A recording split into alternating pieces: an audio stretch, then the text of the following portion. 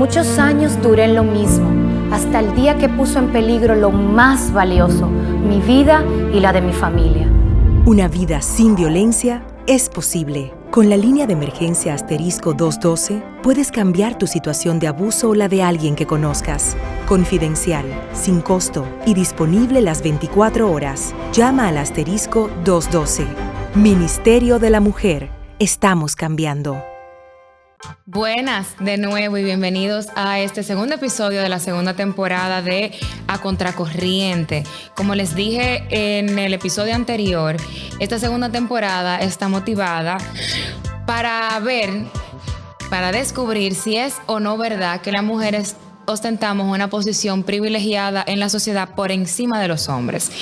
Y en ese mismo tenor, ese fue un debate que se dio en las redes, pero también ha habido un debate recurrente sobre la existencia del término feminicidio, de si debe o no existir, de si verdaderamente es un fenómeno diferente a lo que históricamente hemos conocido como el homicidio, cuál es la diferencia entre eso y un crimen pasional, por qué ya nosotros no hablamos de crímenes pasionales, y todo ese aspecto teórico-lingüístico ha estado también sobre el tapete público y ha estado bajo cuestionamiento.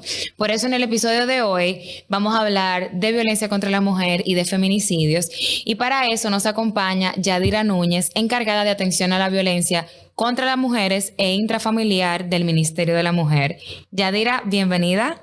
Muchísimas gracias, Pamela. Para mí es un honor estar compartiendo el espacio. Y para mí me siento honrada de que estés aquí. Yadira, quiero que empecemos inmediatamente a atacar primero ese sustento teórico que da evidentemente paso a todo el movimiento que defiende y que se enarbola la bandera de la lucha contra la violencia contra la mujer. Entonces, primero, ¿qué es el feminicidio? ¿Y por qué nosotros necesitamos un término, una palabra, que le dé visibilidad a ese fenómeno para diferenciarlo de otros? Ok. Denotar primero que desde la década de los 90 se instala y se focaliza este término y se focaliza por una necesidad. Toda situación que se verifica debe de ser denotada ante una sociedad para poder buscar solución al mismo. Entonces, de ahí surge su necesidad en establecer claramente que los homicidios intencionales a mujeres en manos de hombres con un vínculo tenga una diferencia, porque no es lo mismo un homicidio de una mujer por una riña, por una situación, que en un contexto de intimidad, de familiaridad, de confianza entre unos y otros. Entonces, si no podemos describir el fenómeno, si no podemos plantear esta situación, ¿cómo podemos trabajar para este? Entonces, esa es la necesidad y el origen de feminicidio. Entonces, el término se posiciona, primero comienza siendo como feminice, y comienza alrededor, creo que del Reino Unido, donde feministas enarbolan, de acuerdo a un caso que se da, y quieren destacar la diferenciación de que no debe tener el mismo trato. Muy bien. Producto de esto, entonces utilizamos el término. Además de esto, surge la necesidad de tipificar en las leyes locales el término para poder denotar y la diferenciación que tiene en el contexto de lo situacional, de lo cometido bajo acaloradas discusiones simples de dos personas que no se conocen o no tienen vínculo, a una persona con la que tú tienes esa vincularización a través del tiempo, dentro de un hogar o en otro contexto. Y una pregunta, Yadira, porque uno de los argumentos que más se anda ahí rodando en las redes sociales es que las estadísticas dicen que más hombres mueren al año que mujeres. Que entonces, ¿por qué eso no es un fenómeno que hay que atender con la misma urgencia? Por algo muy básico y muy sencillo. Todos esos hombres que mueren en manos de mujeres por situaciones íntimas. No. Mueren por situaciones circunstanciales, de una discusión, de una riña, de una vincularidad con cualquier situación delincuencial o entre otros. Entonces, si no es un fenómeno el mismo, no se puede describir ni se puede destacar. Es lo mismo que cuando tú comenzabas a decir que por qué tienen una posición privilegiada. Yo diría que al contrario, menospreciada a través de la historia. Si no fuésemos catalogadas como vulnerables. Y tú vas a ver que todas las sociedades reconocen a las mujeres y a los niños y discapacitados y mayores de edad como la comunidad o el grupo etario con vulnerabilidad. Entonces, para estos grupos es que los estados deben de trabajar en la equidad. Recordar que hay muchas personas que no saben el concepto de igualdad y equidad. Igualdad es darle a todos lo mismo, pero equidad es darle a todos las condiciones para poder tener la misma condición. Entonces, nuestras mujeres en ese punto, ¿serían privilegiadas? Para nada. Quiero retomar 2 puntos cruciales de los que estabas hablando. El primero es que indiscutiblemente la situación en la que los hombres mueren y en los que las mujeres mueren son diferentes. A los hombres lo matan hombres y a las mujeres las matan hombres. Entonces eso es una realidad que tiene que ser visibilizada para nosotros poder, como tú muy bien indicas, atacarla, para poder abordarla. Yo siempre digo que si nosotros no tenemos un lenguaje, una palabra para nombrar las cosas, no la vemos nunca. Y de hecho hubo un lingüista que dijo que si nosotros no tuviéramos una palabra para llamar al sol, no lo viéramos tampoco. Entonces, la importancia del lenguaje aquí se ve materializada justamente con la adopción del término feminicidio. Entonces, eso por un lado. Por el otro, es que fíjense que cuando nosotros hablamos de poblaciones en situaciones de vulnerabilidad, normalmente hablamos de mujeres, niños, envejecientes y discapacitados. Por parte de nosotros hemos hablado de hombres.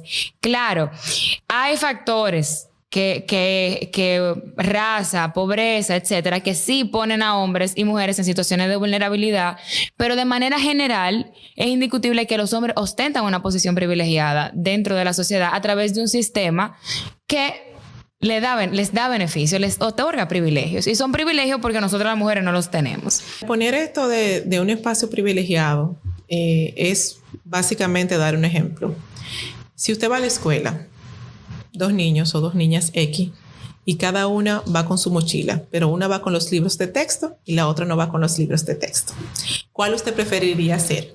¿La privilegiada por llevar los libros de textos o el vulnerable porque su condición social no le deja tener los libros de texto? Claro. Entonces aquí voy a la silogía de un hombre. Los hombres, por el hecho de ser hombres en una cultura que originariamente es machista patriarcal, que consideraba el hombre jefe de familia desde los orígenes de las sociedades, que lo consideraba proveedor, fuerte, que lo visualizan así, que tienen estos estereotipos y esta cultura ya arraigada a cada ser y a cada forma evolutiva, va con estas condiciones.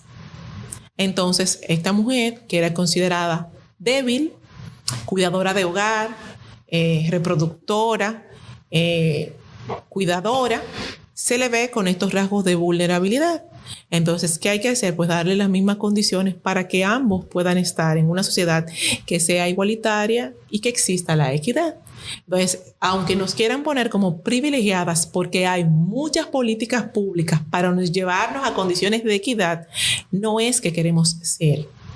Es que lo necesita porque las sociedades no evolucionan ni avanzan si no tienen sistemas que sean igualitarios entre hombres y mujeres. Y qué bueno verlo desde la perspectiva histórica, porque muchas veces, de hecho, con este tema de los privilegios y justamente que traje a colación el tema de las políticas que apoyan al género, hay gente que dice, no, que ahora nosotras queremos que nos den la cosa en bandeja de plata. Y nosotros tenemos que entender de dónde venimos para también entender dónde nosotros estamos. O sea, cuando nosotros hablamos de la Declaración de los Derechos Humanos, de los derechos del hombre y del ciudadano, que fue la primera como declaración que se hace en Francia. El hombre y del ciudadano. Que no fue un uso equivocado del lenguaje, era del hombre y del ciudadano, porque las mujeres no tuvimos incluida en ese ejercicio de esos derechos. Que de hecho el feminismo de primera ola es ahí que tiene su génesis, porque ellos dicen, espérate, entonces aquí están diciendo por los 4 vientos que hay derechos universales, principios de igualdad y de equidad, pero son universales, pero para mí no. Entonces, ¿dónde está la universalidad de ese derecho? Entonces, entender dónde venimos es crucial para nosotros poder comprender dónde estamos. Y de las cosas que quiero entonces seguir conversando para seguir con el tema del feminicidio es, Yadira, tú que trabajas directamente con el tema, primero quiero plantear el panorama a nivel estadístico aquí en República Dominicana de cuántas mujeres hablamos que mueren en manos de sus parejas, cuántas tienen la suerte de no llegar a morir, cuántas se quedan sin denunciar y por qué lo hacen. O sea, vamos a explicar un poco este panorama nacional. Primero decir que recientes estudios que realizó el PNUD para finales del año pasado presentado, decía que un 86.6% más o menos de mujeres son víctimas de violencia a lo largo de su vida, o que han estado en una situación de violencia en los espacios públicos o en sus espacios privados. Básicamente todas. Exacto.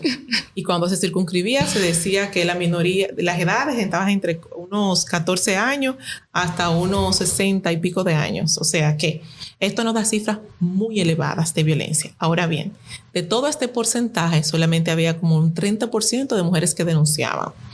Muchas personas dicen, pero ¿por qué no denuncian? Hay muchas circunstancias que llevan a esto. Lo primero que tenemos que decir es que somos un país subdesarrollado, o sea, en vía de desarrollo, con un nivel de escolaridad bajo, lo que nos impide saber nuestros derechos y deberes, lo que nos impide saber todo lo que la sociedad provee para nosotros, y también existe estos estereotipos marcados que tenemos arraigados a través del tiempo. Muchas personas dicen que si las mujeres son machistas, pero no es que sean machistas o feministas, es que lo que aprendieron desde sus hogares fue a mantener un matrimonio, a estar en una casa y a hacer equilibrio. Entonces, esto la pone en una condición de a veces por salvaguardar ese hogar, porque se entiende hogar, una pareja establecida con hijos, a través de un histórico religioso y demás, pues sobreentienden que le hace mella a poner una denuncia. Otros no conocen el sistema y se les hace muy complicado acceder a los servicios que tiene el Estado para ellas, por desconocimiento, a veces por informaciones que se cruzan y no necesariamente tienen que ser verdad, pero una mentira repetida muchas veces se vuelve una realidad. Si la noticia que vemos es que cuando usted va a la fiscalía no le van a poner atención, o que cada vez que pasa un caso de que no se atienden, entienden que son todos los casos, de que su caso va a ser tratado con esta condición. También reconocer las fallas que tiene el sistema, porque no somos perfectos. Entonces, yo todas estas atenuantes hacen que el nivel de denuncia de las víctimas sea muy, pero muy bajito. Ahí mismo quería tocar el tema, porque tú también mencionabas eso que el Estado les ofrece. Yo sé que nosotros desde hace años ya hemos puesto y hemos asumido con mucha seriedad el tema de la violencia contra la mujer, sobre todo desde que la declaramos un fenómeno de salud pública.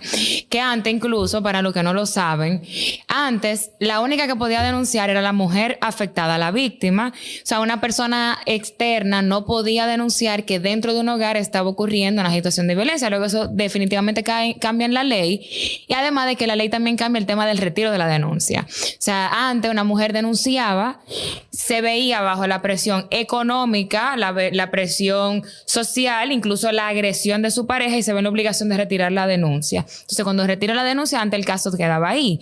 Ya el Estado, a través del Ministerio Público, tiene la potestad de continuar la investigación una vez se ha puesto una denuncia sobre violencia de género y violencia intrafamiliar. Entonces, ¿cómo están los servicios? ¿Cuál es esa tasa de denuncia que ya sabemos que es bajita? ¿Cuál es el proceso que se agota? ¿Cómo tú valorarías realmente los servicios del Ministerio Público? Yo sé que eso escapa a las competencias del Ministerio de la Mujer. Yo sé que ya es una parte ya legal y de la Fiscalía, pero yo sí sé que, como tú muy bien indicas, hay muchos rumores, se comenta mucho, que no lo atienden los casos. Pero es uno quizás que llega a la prensa que... Aunque a muchas personas no les gusta escuchar la palabra percepción, la percepción hace daño, porque cualquier cosa que se diga muchas veces, como te decía, aunque sea una mentira, se vuelve una realidad con el tiempo, y las personas que son menos conocedores o que tienen un nivel de escolaridad bajo creen lo que otras personas dicen, y eso quizás le hace mella a que en su momento puedan llevar a cabo una denuncia. Como bien decías, la violencia intrafamiliar es de orden público, lo que significa que todos y todas podemos denunciar violencia, y que el Ministerio Público tiene la potestad de aperturar una investigación ante una denuncia de violencia de género o intrafamiliar. a favor de un hombre, a favor de una mujer, Exacto. sin necesidad de esperar que la víctima vaya y se querelle. Entonces ellos pueden citar y verificar los hechos y presentar su acusación. Ahora bien, yo diría que tenemos espacio de mejora dentro del Ministerio Público.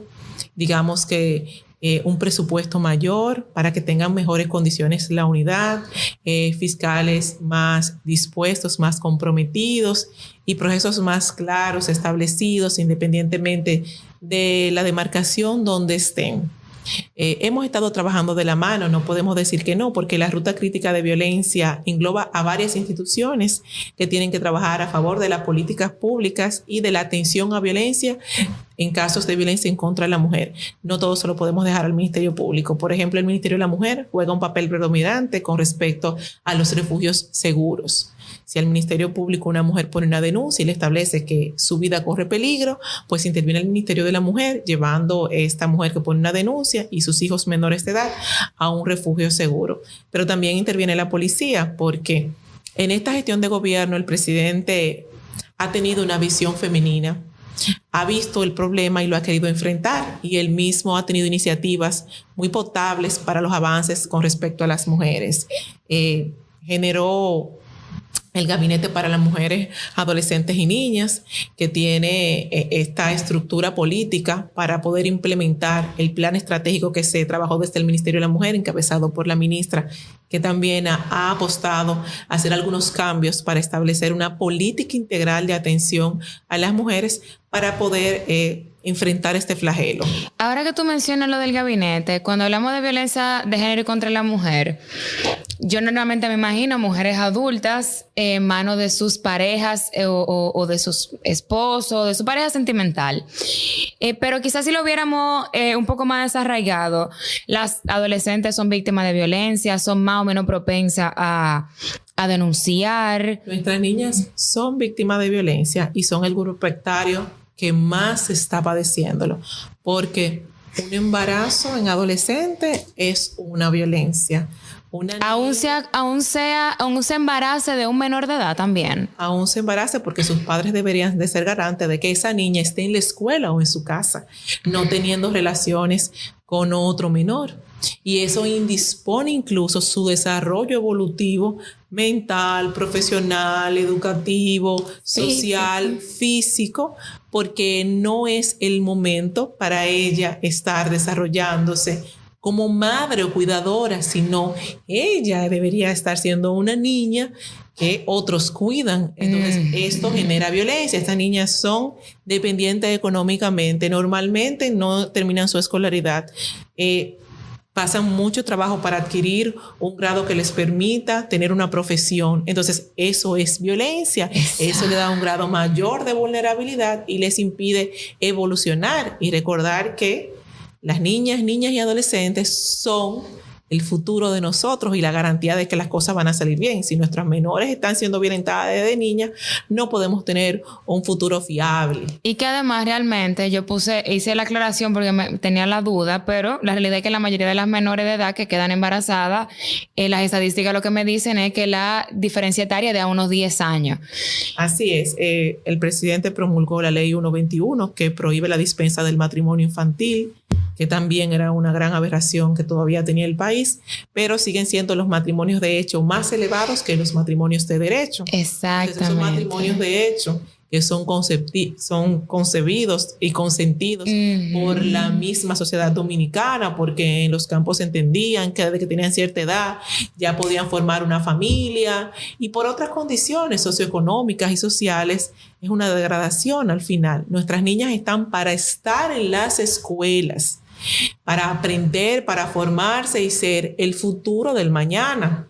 Entonces, o la garantía es para ese futuro que va a surgir en un mañana. Entonces, la verdad es que ese tipo de violencias es las violencias que son más complicadas. Claro, y además de que, por ejemplo, ya cuando una mujer en su edad adulta se hace víctima de una relación violenta, la realidad es que en su mayoría también van acumulando este tipo de conducta desde la adolescencia. O sea, tienen relaciones violentas y agresivas desde que son menores de edad todavía. Entonces, para seguir con lo que te preguntaba ahorita, Yadira, anualmente, más o menos, ¿en cuántos rondan las cifras de mujeres que mueren en manos de sus parejas? ¿En cómo están las cifras de denuncia? Y al final de eso, quiero que entonces que tú me expliques cómo impactó el COVID a la violencia contra la mujer. Que el COVID tuvo implicaciones en todas las áreas y nosotros no hemos prestado especial atención a justamente a quién sufrió más la pandemia, que fueron las mujeres. Realmente las estadísticas son un fenómeno social complicado de estudiar porque dependen de otras circunstancias para poder darse. Por ejemplo, vamos a encontrar que en el 2008 hubieron unas 165 mujeres fallecidas, dentro de las cuales 83 fueron por homicidio íntimo o feminicidio y unas 82 fueron mujeres que fallecieron en otras circunstancias. Que pueden ser incluso en manos de otras mujeres. Ok, exacto. Homicidio de mujeres. En el 2019 vemos que fueron 152. 77 feminicidio íntimo y homicidio de mujeres 75. Pero en el 2020 son 134. O sea, que van disminuyendo. Pero en el 2021, por ejemplo, tuvimos los 153, subieron de nuevo. 87 feminicidios, 86 homicidios de mujeres. Y ahí va muy contrapuesto con lo que tú hacías mención de los efectos del COVID. Las personas en su generalidad no entienden, pero los fenómenos sociales y de salud o cualquier fenómeno que impacte en el entorno causa una respuesta, y esta respuesta puede ser pasiva o activa dependiendo del momento. Por ejemplo, en principio cuando llegó la pandemia disminuyeron los casos de feminicidio. ¿Por qué? Bueno, porque las víctimas estaban con sus agresores al lado sin posibilidad de denunciar ni hacer nada, que tenían que soportar todo. Ahora bien, para el 2021 se da una pequeña apertura, y cuando empieza esta apertura, ¿qué empiezan las mujeres que tenían un año y medio con sus agresores a denunciar? ¿Qué pasa con esto? Las vuelve vulnerables. Se elevan las tasas de feminicidio, de los hechos de violencia en general, porque las personas venían de un encierro que no están acostumbrados. Entonces, estos fenómenos impactaron en una condición sociocultural que mientras estaban ahí, bueno, recibían sus golpes, pero estaban ahí. Al salir, que podían denunciar, ya la situación y el entorno cambiaba. Entonces, volvemos a cifras de hace unos cuantos años, pero aún así no llegamos a las cifras viejas, porque si tú contrapones al 2018, donde fueron unos 165, todos los homicidios de mujeres entre íntimos y homicidios de mujeres, y te vas entonces al 2021, que fueron unos 153, todavía sigue siendo mínimo. Entonces, lo que sí me llama la atención, Yadira, es que evidentemente la denuncia es entonces un detonante para esto. Entonces, ¿cómo ocurre? O sea, yo no conozco ninguna víctima de violencia, por lo menos conocida, o sea, que lo haya dicho, porque no sabemos lo que se vive dentro de los hogares. Pero yo voy y yo pongo una denuncia. O sea, ¿cuál es lo normal? Yo después vuelvo de nuevo al hogar donde yo convivo con ese agresor. O sea, ¿qué es lo que normalmente pasa? Y ojo, no con esto, para las que nos están oyendo y los que nos están oyendo, aquí nosotros no vamos a hacer un juicio de valor de qué es lo que hace la mujer, porque cada quien tiene sus circunstancias. Si yo estoy viviendo con un agresor, primero, si yo tengo el coraje también de salir a denunciarle, porque yo estoy interesada en que esa situación se acabe. O sea, si yo vuelvo a ese hogar, tiene que haber una razón, tiene que haber una explicación, pero mi pregunta es, yo denuncio, vuelvo al hogar, el agresor se entera que puse la denuncia porque la fiscalía intercede. O sea, ¿qué es lo que ocurre? Primero, de notar que el simple hecho de usted tener una relación con un agresor la pone en una situación de vulnerabilidad y de riesgo. O sea, no va a importar que usted salga, que usted esté dentro, que usted le responda, que usted no le responda. El hecho de usted estar con un agresor significa que usted está en una situación de riesgo. Ahora bien, algunas acciones van a agravar esta situación de riesgo, porque cuando una persona se siente acorralada o intimidada o entiende que va a perder ese poder que tiene encima de alguien más, que no somos cosas, somos personas. Entonces pasa este detonante de que ellos se ven en un momento como te digo, de una forma después que violentan, ellos pasan por sus diferentes etapas, pero se ven en un momento que entienden que se va a salir de las manos y su forma de reaccionar es esa. El agresor, ¿cómo se entiende? ¿Cómo se entera de que la mujer ha puesto una denuncia en su contra? No necesariamente tiene que enterarse de que puso una denuncia o no. El simple hecho, vuelvo y digo, de ser agresor contrapone a que esa víctima esté en peligro. Porque los agresores, cuando son agresores, no es porque se beban un trago, no es porque consuman droga, no es porque la mujer hable, porque no hable. Ellos van a tener un motivo para agredirte porque es una condición de ellos. Las otras cosas son circunstanciales o atenuantes, pero por el simple hecho de ser agresor, ellos van a materializar tus hechos. Un día va a ser porque tú no le respondiste y un día va a ser porque le respondiste, pero de todas formas ellos van a tener una situación para violentarte.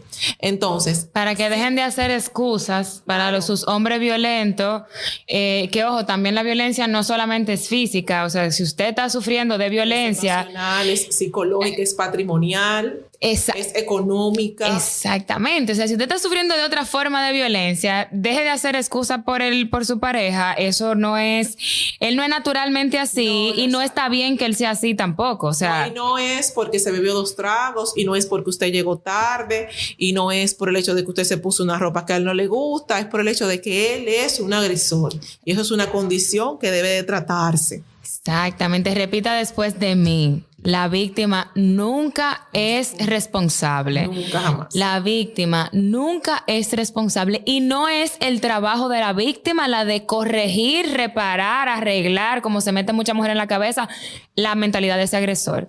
Y desaprender es una condición más difícil que aprender.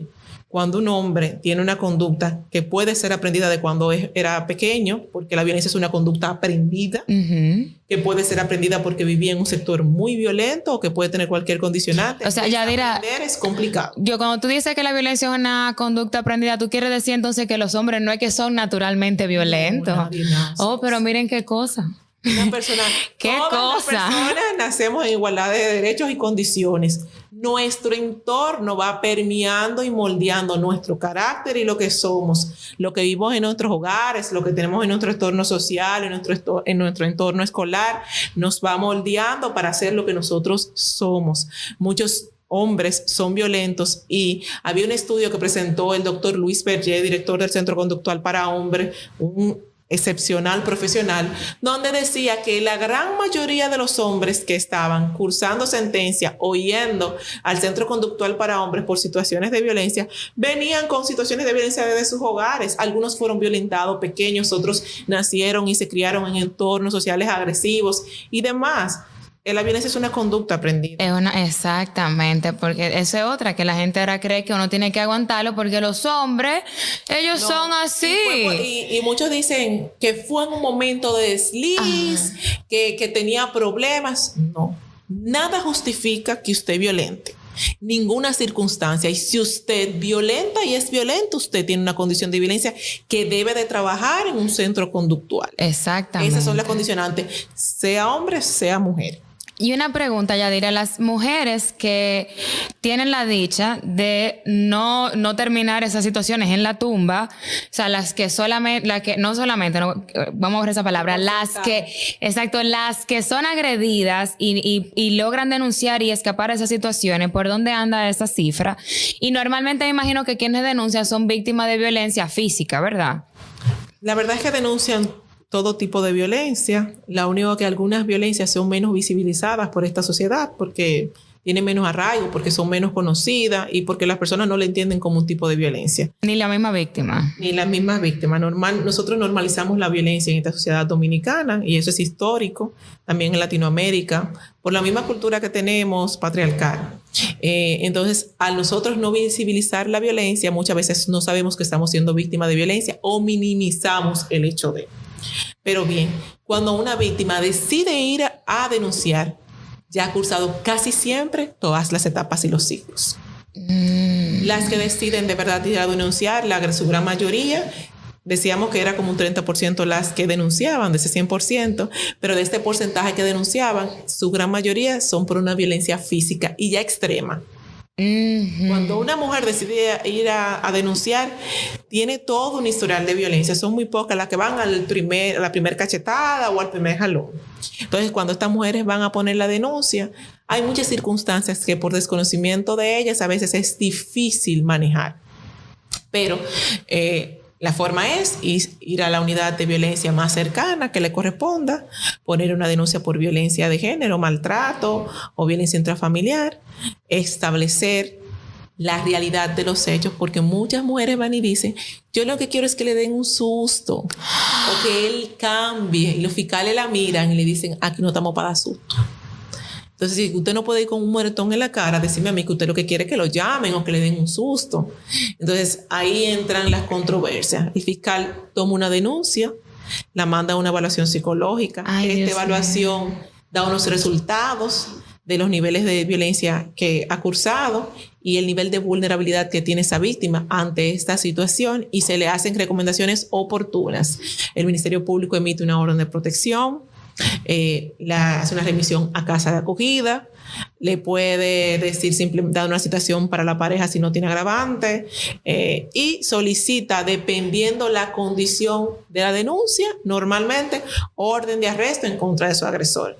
Ahora bien, cuando las víctimas son adultas, su gran mayoría, ellas deciden, después de poner la denuncia, qué recomendación adoptar.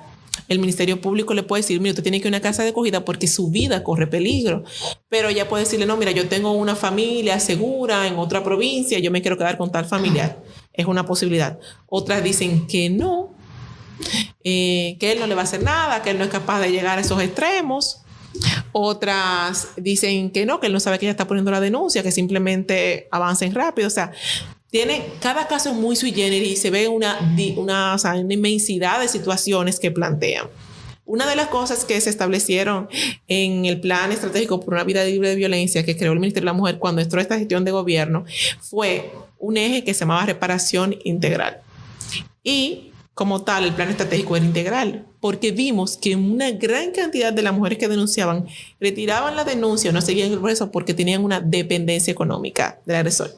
Vivían en una casa, no tenían una profesión, solamente hacían de cuidadoras en la casa y de madres, tenían 3 niños y su pareja, aunque la maltrataba, era la persona que proveía el dinero en la casa. Y ellas decían, no, pero es que ¿quién me va a mantener otro muchacho ahora? ¿Quién me va a pagar esta casa?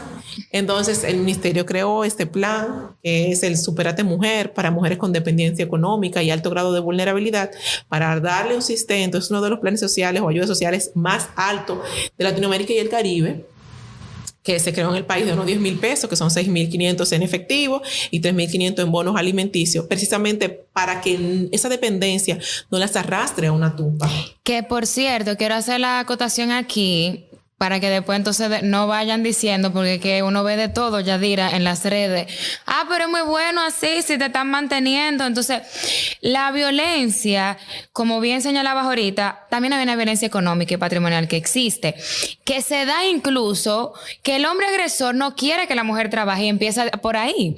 Tú tuviste el primer muchacho, pero entonces ya tú te tienes que quedar en la casa. Por ahí empieza la violencia. Mi amor, mira que conseguí un trabajo. No, tú no. ¿Y cómo tú vas a trabajar?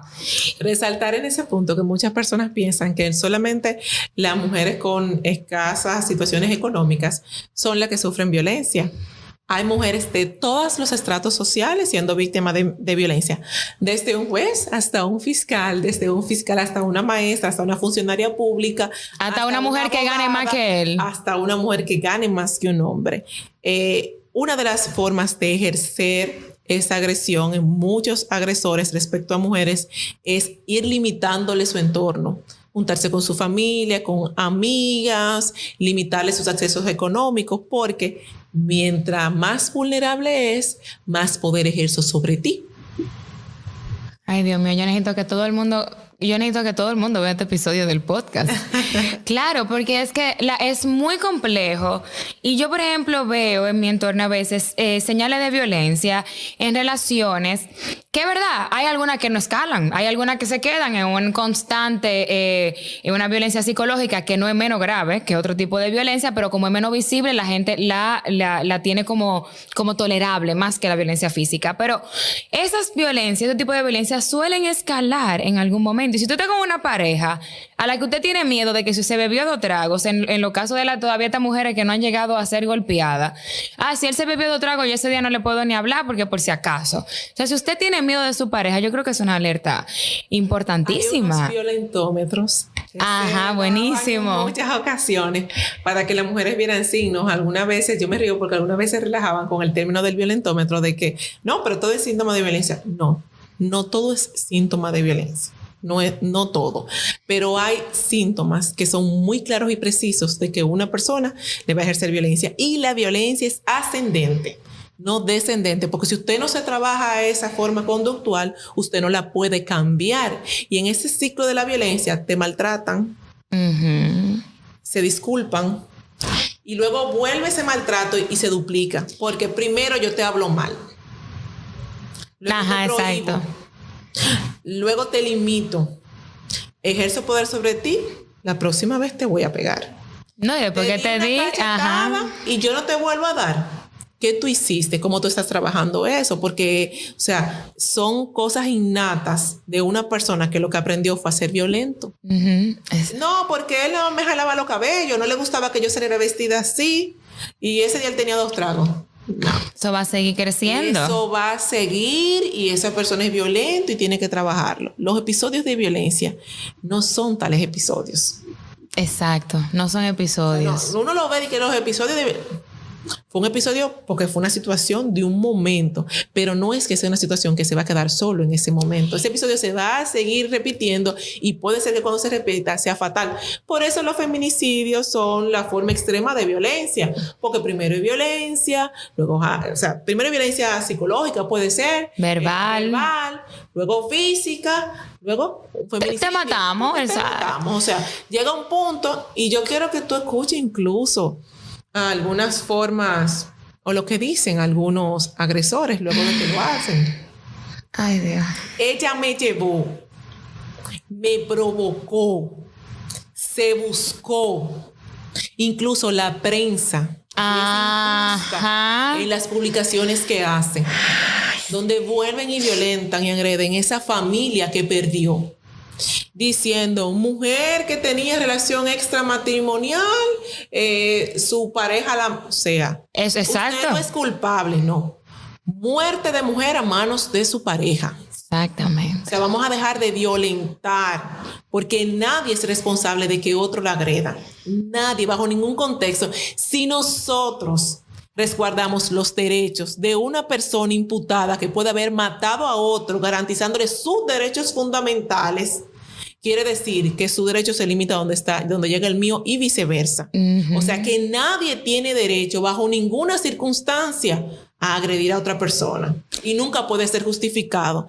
Nosotros somos un país que justificamos y normalizamos la violencia en medios de comunicación, en redes, mujeres que no tenemos el mínimo grado de sororidad con las demás, que decimos, no, pero mira, ella buscándosela o se lo busca. Usted puede hacer cualquier acción y eso no debe de dar contraste de violencia. Si usted entiende que una persona no la respeta, ¿cuál es la forma? Váyase y déjela, claro. Si no pueden estar con una vinculación sentimental, déjense, claro. Pero nunca va a haber el motivo ni el grado por el que usted me tenga que violentar. Que yo quiero que tú me converses un poquito sobre esa curva que se da, porque eso sí yo lo he visto y es de, ay, él me pidió perdón, me lloró, ese hombre me dice que me ama, él me ha llamado llorando con los muchachos que se va a matar. O sea, ese episodio que se da, que la mujer como que se agarra de eso, de, ay, Dios me pidió perdón, me da cosita, él me ama. Entonces, yo quiero explicar, que le quede clara a la audiencia, que eso es parte del ciclo.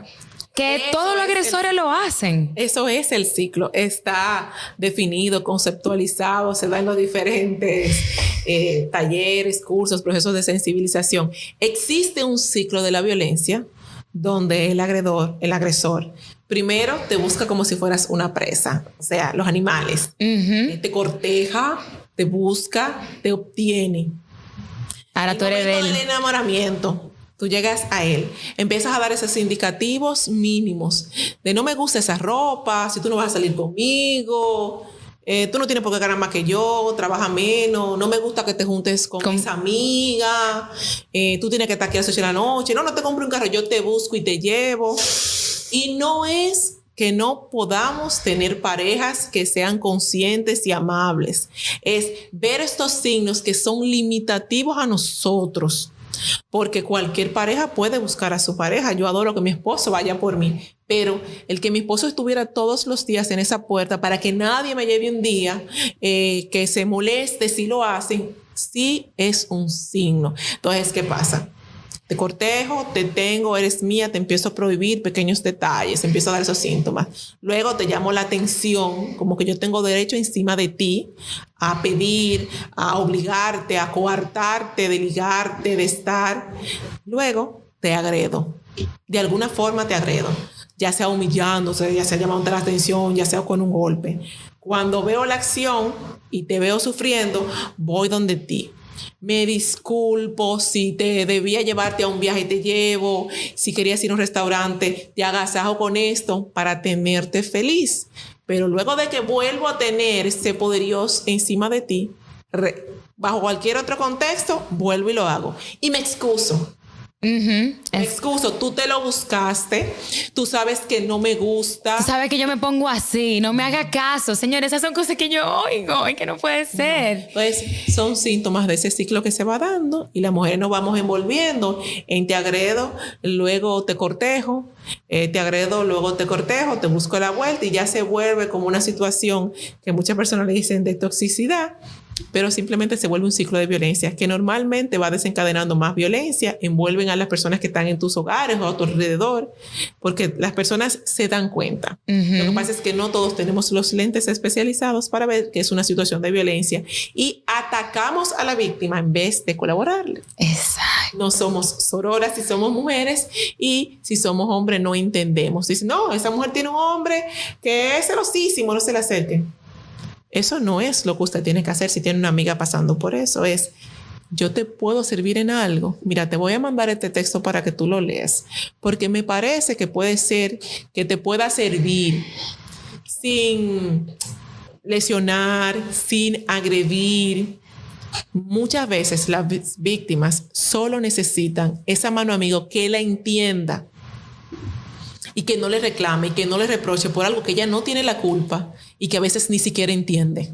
Y que de hecho una de las grandes herramientas del agresor es lacerar la autoestima para que entonces la víctima termina creyendo que se lo ganó.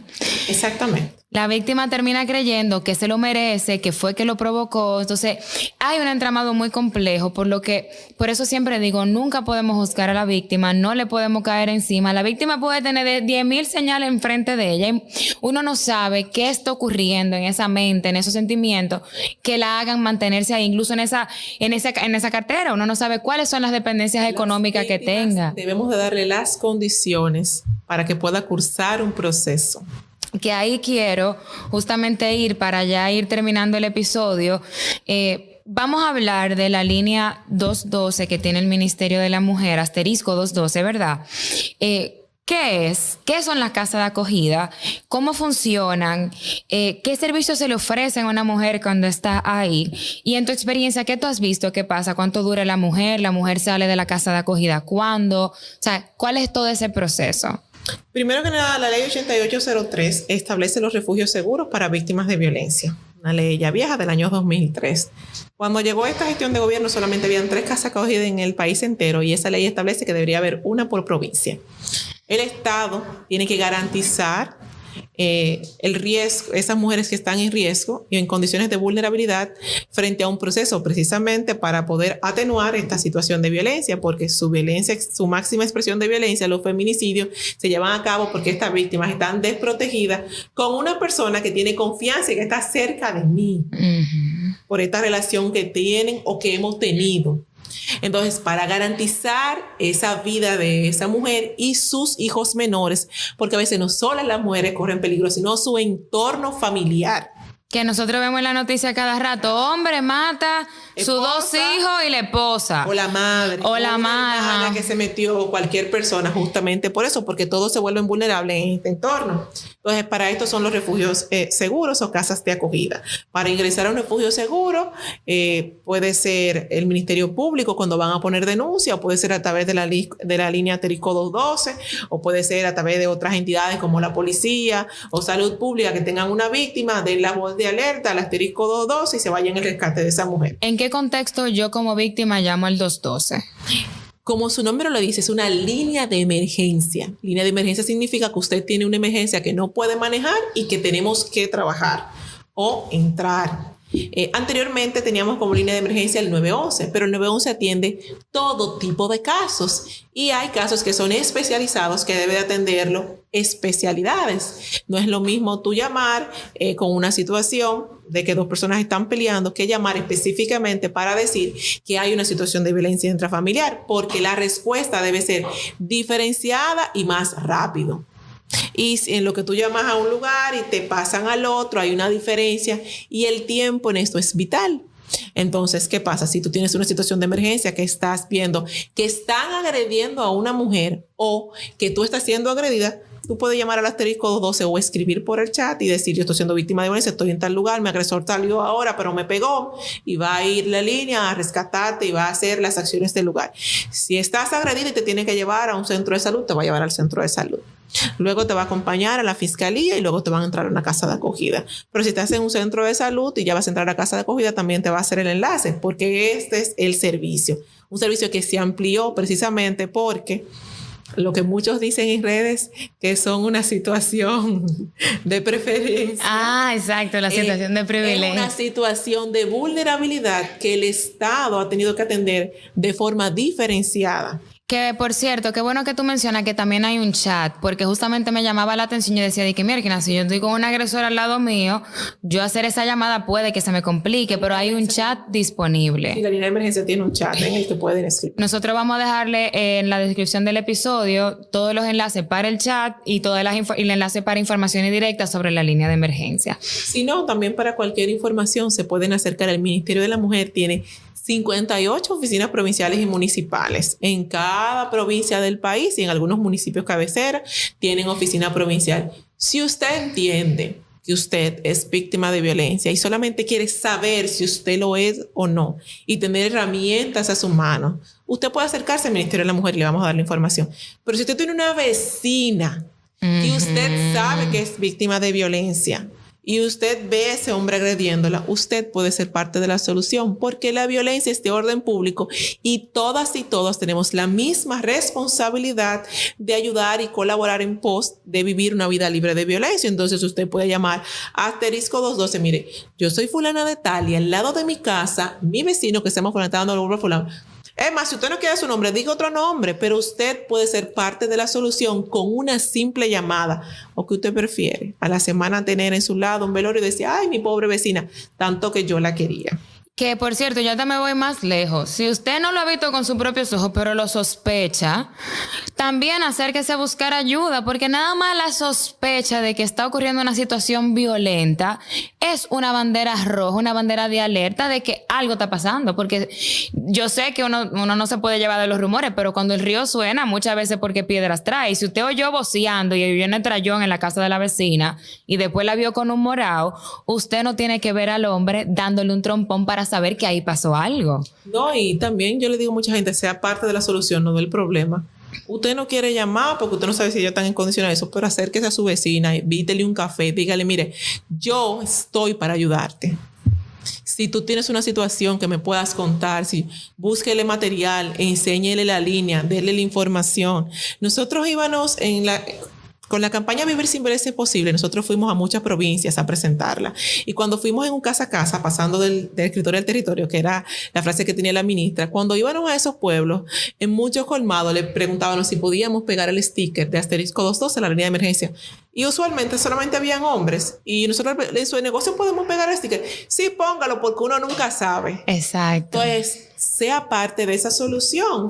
Si usted no puede hacerlo, si usted no quiere hacerlo, sea amable, sea loable con esa persona que quizá puede estar sufriendo una situación y dele opciones. Si todos asumiéramos esta situación, hubiese una diferencia muy marcada. Yadira, mira, este episodio me ha encantado porque la verdad creo que es importante, es necesario, ni siquiera importante, es necesario crear una conciencia de que esto es una problemática de todos y de todas en la sociedad. Realmente el feminicidio es un fenómeno complejo donde, de nuevo, repita después de mí, la víctima nunca tiene la culpa. La víctima nunca tiene la culpa. Yadira, con esto acabamos, pero quiero que les dejes un mensaje a nuestra audiencia, de tu experiencia, algún mensaje que tú quieras compartir con quienes nos escuchan. Para mí ha sido un placer estar en el espacio y me pongo a la disposición para cualquier otra ocasión. Dejarles saber que todos tenemos derechos y el derecho de vivir una vida libre de violencia, que en nuestro país y la sociedad en general puede ser una mejor sociedad, que el futuro es responsabilidad de todos y de todas y que cada uno debemos aportar nuestro granito de arena para enfrentar este flagelo que día a día nos lleva muchas mujeres valiosas. Muchas gracias, Yadira. Ustedes quédense también por aquí pendientes para el próximo episodio de esta segunda temporada. Muchas gracias. Muchos años duré en lo mismo, hasta el día que puso en peligro lo más valioso, mi vida y la de mi familia. Una vida sin violencia es posible. Con la línea de emergencia asterisco 212, puedes cambiar tu situación de abuso o la de alguien que conozcas. Confidencial, sin costo y disponible las 24 horas. Llama al asterisco 212. Ministerio de la Mujer. Estamos cambiando.